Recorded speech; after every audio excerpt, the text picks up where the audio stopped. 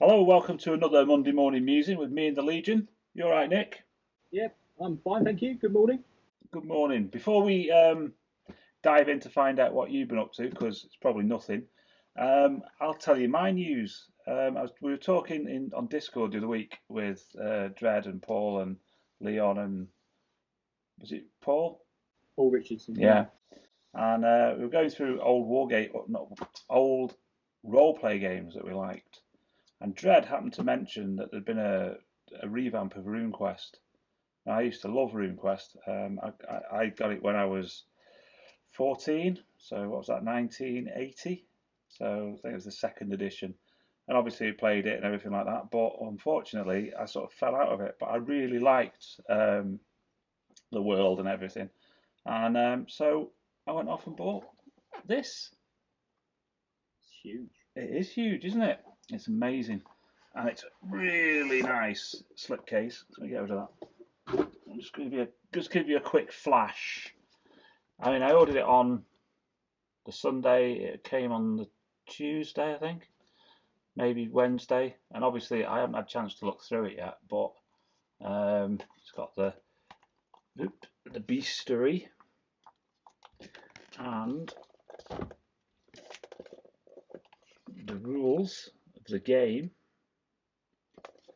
And then I haven't opened this yet. It's a bit shiny, but it's the Games Masters thing with tables and whatnot.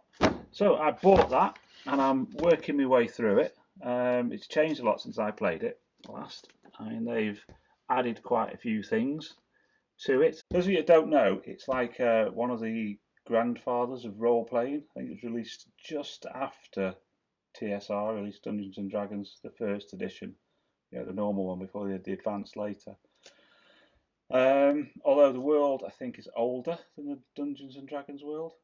I think he was doing like he was wargaming and stuff, and they released a game.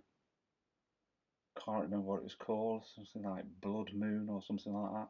I'm sure somebody will know what it was called, but I can't remember. And then he went and made this, and they created a company called Chaosism, which I think everybody knows about for Call of Cthulhu. But this is based. It's like Bronze Age. It's really good.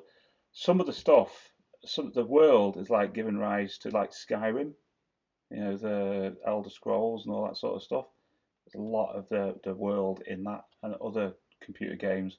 So you've got Hero Quest and all that sort of stuff that sort of followed it around. But I say it's set in the Bronze Age or a Bronze Age type world, which is really cool. And it's very magical. But what I have noticed when I've been sort of reading this, I've been skimming through it, is they seem to have changed. They brought stuff from Pendragon in, I believe, which is another game that the guy wrote, and which is about the sort of like knights. Do you know the game? No. No, never mind. It's like sort of knights and chivalry and that sort of stuff. They brought some of that into it, you know, like the loyalty stuff. And they've also made a bit more of the runes, so the runes sort of influence your characters and whatnot now. Like I say, I haven't read that much of it, but you know, when you've got stuff like that, do you know what I'm saying? Oh. Anyway, that's what I've been doing this week, is getting this and skimming through it. This wasn't the only thing that I ordered.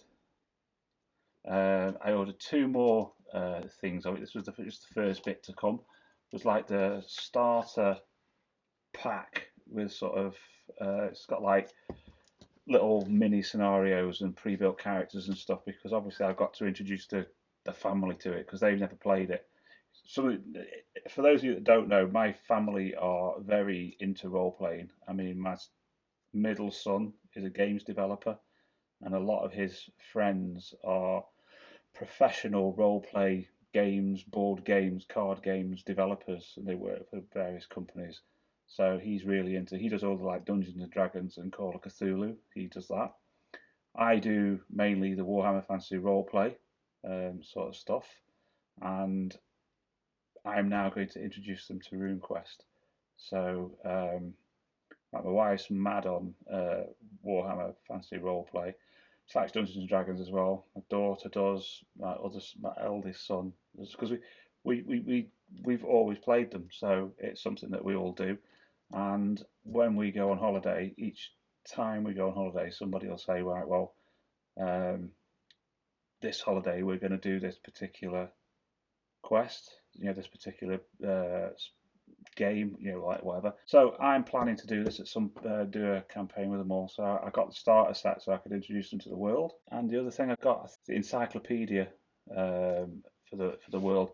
The reason I keep avoiding saying the world is because I always say it wrong. It's Glorantha. Glorantha. I always call it Gloranthiana for some reason. A bit like you on that one. You have a word that you can't pronounce. Yeah. Well, for me, it's Glorantha.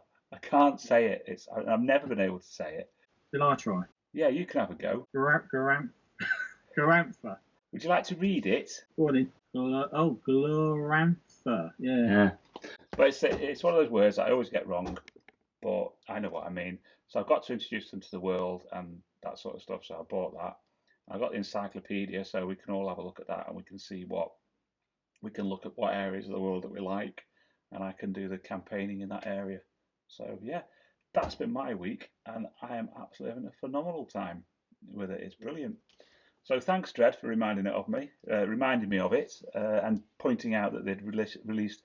Is this the third or fourth edition? I don't know idea, but yeah, dead cool. Over to you. What have you been? Shall I just hang on? Shall I just start it off by saying what have you not been doing this week? Well, yeah, I had been watching Netflix. I finished off Sandman, which is fantastic. If you haven't watched it, go and watch it. Sandman on Netflix. But I have been doing some painting. Yeah, well, I have been in this heat. It's what 31 degrees today, and last week it's been building up. But I thought, no, I must paint. I must do some painting. So I've been painting. I have started the paras for Paul. I've done one section, and I've got every other figure base coated. So I'm slowly working my way through them. But I'm switching back to doing a little bit of 30k. And I've been painting the two. Is it the Proctars, the commanders? I have no idea because, like I said to you last week, I am not touching that until I've finished them bleeding Romans. You love the Romans. I know I love the Romans. And the problem is, what I'll end up doing is buying more of them. So it'll just keep on going and going and going. Yeah. So I'll never get around to this 30k. By the time I get around to 30k, that box will be worth about £1,000 on eBay. Probably.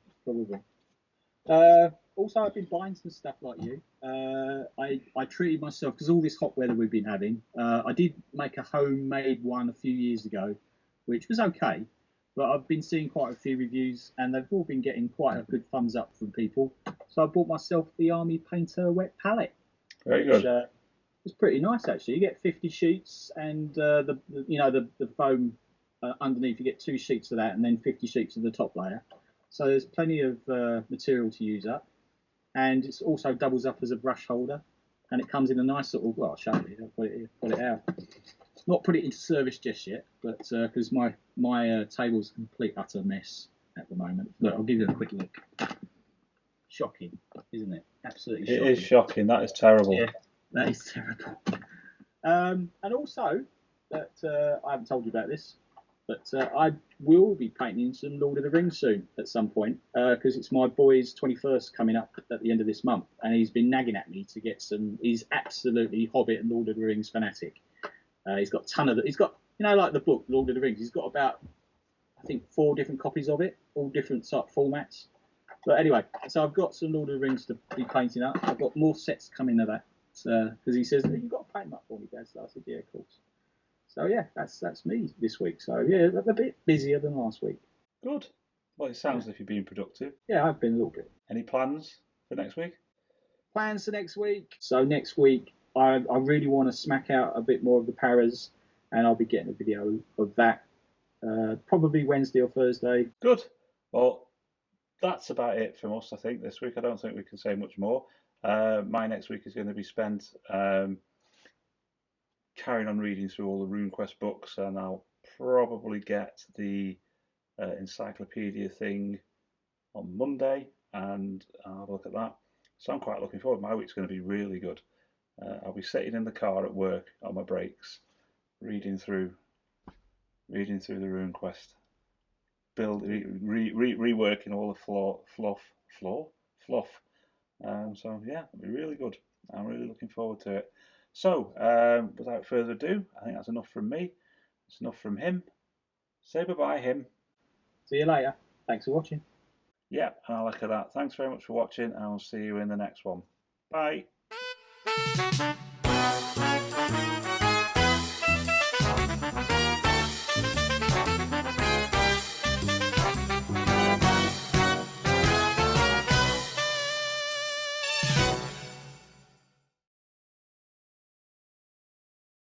Do you know what? I was going on about the heat. It's so hot, isn't it, today? It's 32 maybe today. So instead of putting my big boots on, I've got these.